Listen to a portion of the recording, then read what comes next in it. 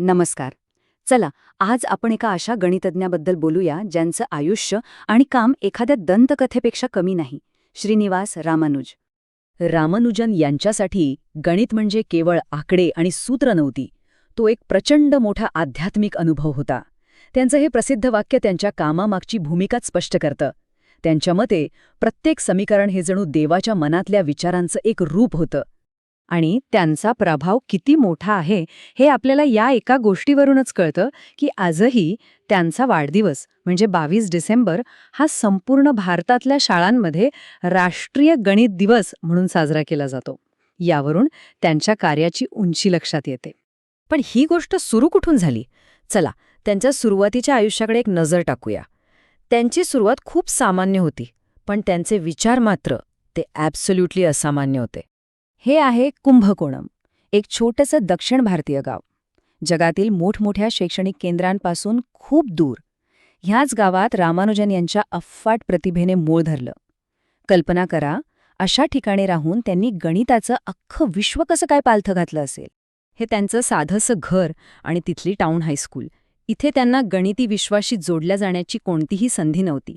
म्हणजे विचार करा, त्यांच्या डोक्यात गणिताचं केवढं मोठं विश्व सुरू होतं, पण बाहेरच्या जगाशी काहीच संपर्क नव्हता. ते पूर्णपणे एकटे होते.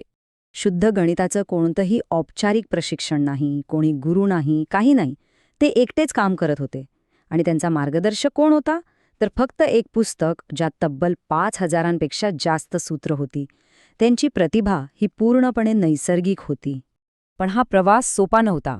उलट सुरुवातीला तर त्यांना फक्त अपयशच मिळालं. 1903 मध्ये ते विद्यापीठाच्या परीक्षेत नापास झाले. 1960 पुन्हा नापास झाले आणि अखेर 1912 मध्ये त्यांना मद्रास पोर्ट ट्रस्टमध्ये एका कारकुनाची नोकरी मिळाली. यावरून हेच दिसतं की जगाला त्यांची प्रतिभा ओळखायला खूप वेळ लागला.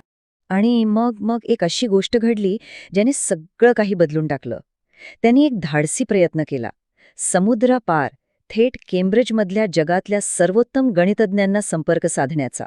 प्रसिद्ध गणितज्ञ G.H. हार्डी यांना लिहिलेल्या पत्रात ते लिहितात, मी डायव्हर्जंट सिरीजवर, म्हणजे अशा गणिती मालिका ज्यांची बेरीज अनंत होते, त्यावर विशेष संशोधन केले आहे. आणि मला जे निष्कर्ष मिळाले आहेत ते इथल्या स्थानिक गणितज्ञांना थक्क करणारे वाटतात. त्यांच्या शब्दांमधूनच त्यांचा आत्मविश्वास आणि त्यांच्या कामाची ओरिजिनॅलिटी दिसून येते. आता एक साधा प्रश्न आहे, पण उत्तर साधं नाहीये. जर आपण सगळ्या धनपूर्णांकांची बेरीज केली, म्हणजे 1 + 2 + 3 + 4 असं अनंतपर्यंत, तर उत्तर काय येईल? रामानुजन यांचं उत्तर होतं -1/12. हो, तुम्ही बरोबर ऐकलं. हेच ते थक्क करणारं उत्तर होतं, ज्याने G.H. हार्डी यांना अक्षरशः चक्रावून टाकलं. आता हे इतकं धक्कादायक का होतं? कारण पारंपरिक गणित आपल्याला सांगतं की ह्या संख्यांची बेरीज अनंत व्हायला पाहिजे. पण रामानुजन एका वेगळ्याच पातळीवर विचार करत होते. त्यांचा दावा होता की ह्या अनंत बेरजेला एक निश्चित आणि तेही ऋणमूल्य असू शकतं. हेच इतकं अनपेक्षित होतं की केम्ब्रिजमधले गणितज्ञ अक्षरशः अवाक झाले. आणि ही प्रतिभा ओळखली कोणी? तर ते होते G.H. हार्डी.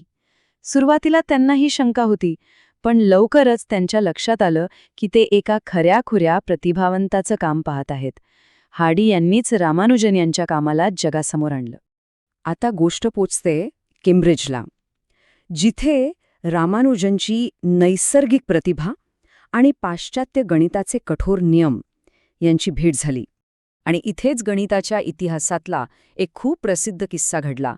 हार्डी एकदा रामानुजन यांना भेटायला गेले आणि सहज म्हणाले, मी ज्या टॅक्सीने आलो ना, तिचा नंबर होता 1729. मला तो जरा कंटाळवाणाच वाटला. तो नंबर होता 1729. एका सामान्य माणसासाठी हा फक्त एक नंबर आहे. पण रामानुजन यांच्यासाठी, रामानुजन यांनी एक क्षणही विचार न करता उत्तर दिलं, नाही, तो खूपच मनोरंजक नंबर आहे. तो जगातला सर्वात लहान अंक आहे, जो 2 वेगवेगळ्या प्रकारे 2 घनांच्या बेरजेच्या रूपात लिहिला जाऊ शकतो. म्हणजे 1चा घन अधिक 12चा घन बरोबर 1729 आणि 9चा घन अधिक 10चा घन हेही 1729. ही त्यांची अविश्वसनीय मानसिक क्षमता होती. त्यांच्या कामाचा आणखी एक महत्त्वाचा पैलू म्हणजे पार्टिशन्स. सोप्या भाषेत सांगायचं तर कोणत्याही एका पूर्ण संख्येला दुसऱ्या पूर्ण संख्यांच्या बेरजेच्या रूपात किती वेगवेगळ्या प्रकारे लिहिता येतं याचा अभ्यास. उदाहरणार्थ 4 या संख्येला आपण 5 प्रकारे लिहू शकतो, जसं की 4 किंवा 3+1, 2+2, 2+1+1 आणि 1+1+1+1. हे तर झालं लहान संख्येचं. पण रामानुजन यांनी यात काहीतरी जादुई पॅटर्न शोधून काढले. त्यांनी असे नियम शोधले ज्यांना कॉन्ग्रुएन्स म्हणतात, जे मोठ्या संख्यांच्या विभाजनाबद्दल अचूक भाकीत करतात. पण प्रत्येक महान कथेला एक दुःखद बाजूही असते. त्यांचं आयुष्य खूप लहान ठरलं, पण त्यांनी मागे ठेवलेला वारसा तो मात्र अफाट आहे.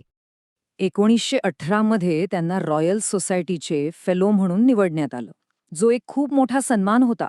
पण 1919 मध्ये त्यांची प्रकृती बिघडल्यामुळे ते भारतात परतले आणि 1920 मध्ये वयाच्या अवघ्या 32व्या वर्षी त्यांचं निधन झालं. पण त्यांचं काम इथेच संपलं नाही. खरं तर त्यांच्या मृत्यूनंतर अनेक दशकांनी त्यांची एक हरवलेली नोटबुक सापडली आणि त्यात शेकडो अशी अविश्वसनीय सूत्र होती, जी सिद्ध करण्यासाठी आणि समजून घेण्यासाठी गणितज्ञ आजही धडपडत आहेत. केन ओनोसारखे आजचे मोठे गणितज्ञ उघडपणे सांगतात की रामानुजन यांच्या सूत्रांमुळेच त्यांच्या स्वतःच्या संशोधनाला प्रेरणा मिळाली आहे. याचाच अर्थ रामानुजन हे केवळ इतिहासाचा भाग नाहीत, तर ते आजही गणिताचं भविष्य घडवत आहेत. आणि शेवटी हा एक प्रश्न उरतोच की प्रतिभा म्हणजे नेमकं काय? ती एखादी दैवी देणगी आहे की मानवी बुद्धीचे एक असं रहस्य जे अजून आपल्याला उलगडलेलं नाही? श्रीनिवास रामानुजन यांचं आयुष्य आपल्याला या प्रश्नावर विचार करायला भाग पाडतं.